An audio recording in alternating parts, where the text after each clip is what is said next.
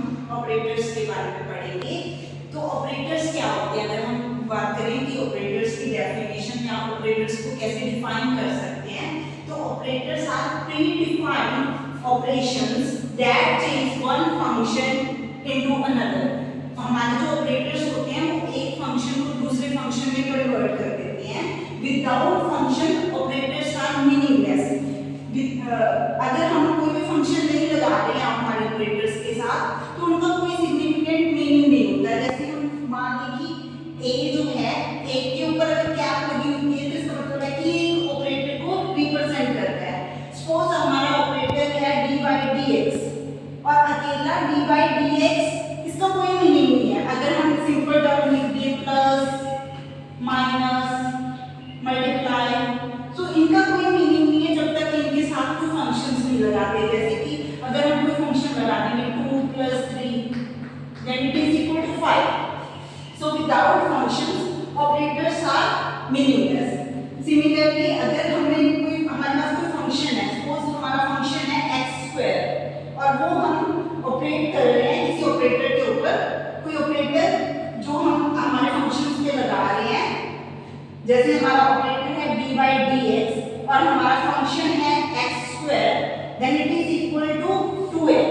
तो इसका हमें और ऑपरेशंस जो होते हैं वो डायरेक्शनल इन नेचर होते हैं। जैसे कि हमने लिखा है कि हमारा ऑपरेटर है वो किसी फंक्शन के ऊपर अप्लाई हो रहा है, तो हमारा ऑपरेटर है dy dx और हमारा फंक्शन है x²। तो हम ऐसे लिखेंगे तो ठीक है। अगर हम हमारे फंक्शन को आगे लिख देंगे ऑपरेटर को बाद में लिख देंगे तो ये लिखना हमारे लिए गलत है, क्योंकि जो ऑपरेशंस होते हैं वो डायरेक्शनल इन नेचर होते हैं, एक डायरेक्शन होती है उनकी। इसके आगे हम बताएं तो क्वांटम में जो भी ऑपरेटर्स हैं वो सब लीनियर इन नेचर होते हैं। For an operator to be linear, it has to follow two conditions. The first condition is if there is any operator and there is any function with some constant value, c is our constant, then its result equal to constant हमारा पहले आ जाएगा, बाद में हमारा operator apply होगा किसी function के ऊपर। And our second condition is अगर हम किसी ऑपरेटर को अप्लाई कर रहे हैं दो फंक्शंस के ऊपर, एक फंक्शन है हमारा fx, दूसरा फंक्शन है हमारा gx, तो ये क्या होगा, इसका जो रिजल्ट होगा वो दोनों में डिफरेंट हो जाएगा। जैसे एक ऑपरेटर fx पे अलग से लगेगा प्लस ए ऑपरेटर gx पे अलग से लगेगा।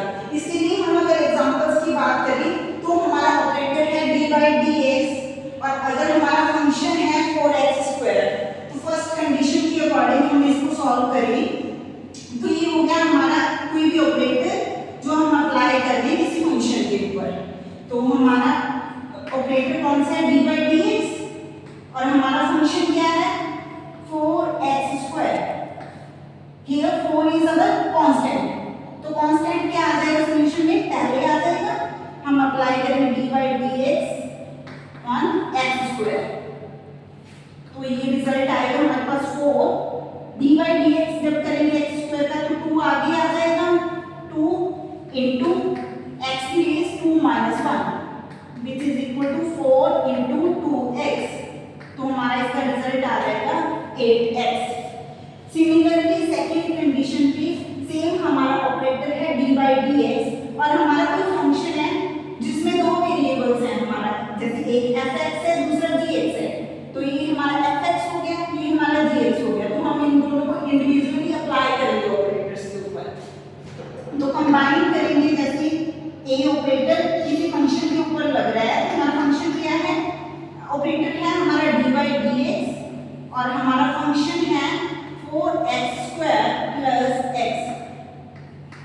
इसके आगे हम दोनों पे सेपरेटली हमारा ऑपरेटर अप्लाई कर देंगे, dy dx इस पे भी लग जाएगा 4x² + dy dx of x, तो ये